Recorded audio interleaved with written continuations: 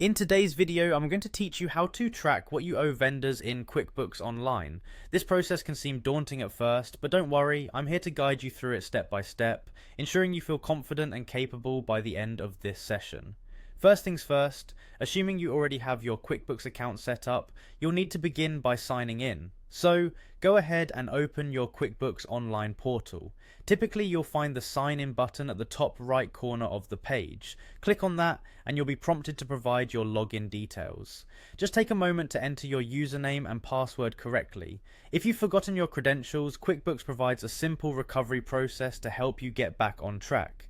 Once you've successfully signed in, you should locate the QuickBooks Online option. This selection ensures you are operating within the correct platform environment, maximizing the tools available to manage your vendor finances efficiently. Now, with access to QuickBooks, it's crucial to navigate to the reports section. You might be familiar with this if you've done some financial reporting before, but if not, no worries. The reports section is an invaluable tool for summarizing various aspects of your business's financial health. You'll often find it listed on the main menu on the left.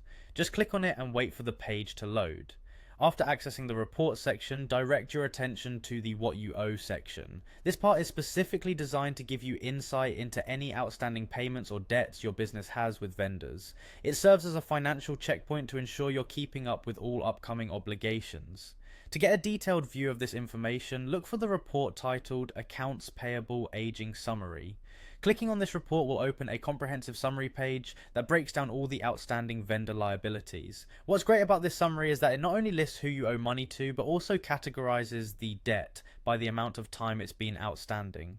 This provides you an overview of not just who to pay, but also which payments are more urgent. Remember, the aging summary helps you prioritize payments so that you maintain a good standing with all your vendors and potentially avoid late fees. It's such a powerful little tool to help with financial discipline. So, there you have it.